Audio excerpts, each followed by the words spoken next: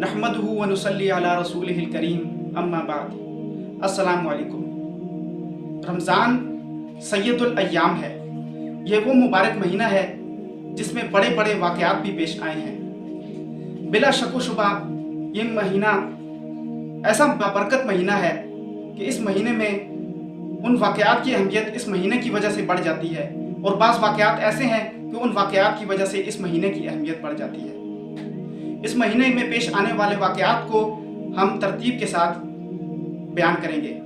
सबसे पहले इस महीने में जो वाक़या पेश आया उसके मुतालिक तारीख़ी रवायात हमें ये मिलती हैं कि 3 रमज़ान मुबारक को सैयदा फ़ातिमा ज़हरा रज़ियल्लाहु तआला अन्हा की वफ़ात हुई।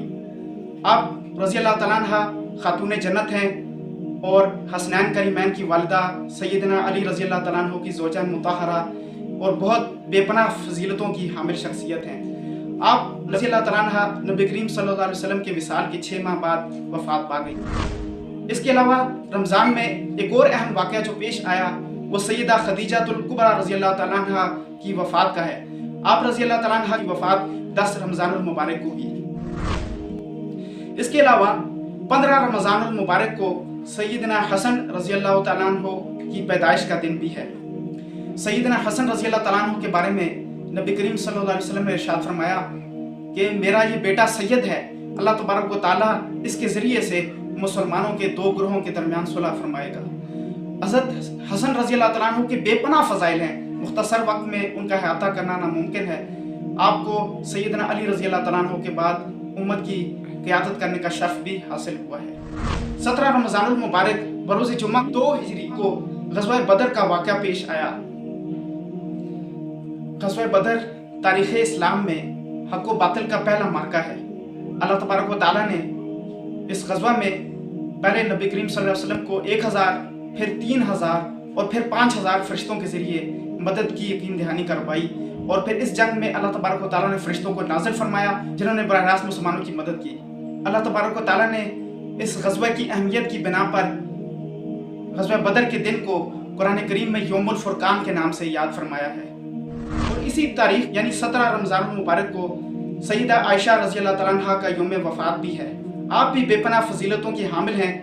आपकी फजीलत में यूँ तो बहुत सारी अहादीस हैं, मगर इतना बयान करना काफ़ी होगा कि आप पर जब इल्ज़ाम लगाया गया तो आपकी बरात के लिए अल्लाह तबारक व तआला ने कुरान करीम में अपनी आयात नाज़िल फरमाई, और आपको कुछ एजाज़ ऐसे भी हासिल हुए हैं जो आपके अलावा किसी और ज़ौजा मुतहरा को हासिल ना हो सके। जिनमें से एक ये है कि जब नबी करीम सल्लल्लाहु अलैहि वसल्लम आपके बिस्तर पर तशरीफ़ फरमा होते थे तो तब भी आप सल्लल्लाहु अलैहि वसल्लम पर वही नाज़िल हुआ करती थी, जबकि ये एजाज़ किसी और को हासिल नहीं हुआ। इसके बाद एक और अहम वाक़या जो रमज़ान में पेश आया वो सैयदना अली रज़ियल्लाहु तआला अन्हु पर कातिलाना हमला है। एक खारजी अब्दुर्रहमान बिन मुलजम ने सैयदना अली रज़ियल्लाहु तआला अन्हु को 19 रमज़ानुल मुबारक की सुबह को ज़ख्मी कर दिया था, और आप रज़ियल्लाहु तआला अन्हु 3 दिन तक ज़ख्मी रहने के बाद बिल आखिर 21 रमज़ानुल मुबारक को अपने खालिक हकीकी से जा मिले। आप भी बेपनाह फजीलतों के हामिल हैं, और कहा जाता है कि सहाबा इकराम में सबसे ज़्यादा जिस हस्ती की फ़ज़ाइल में अहादीस वारिद हुई हैं वो सैयदना अली रज़ियल्लाहु तआला अन्हु हैं। आप फ़ातिह खैबर हैं।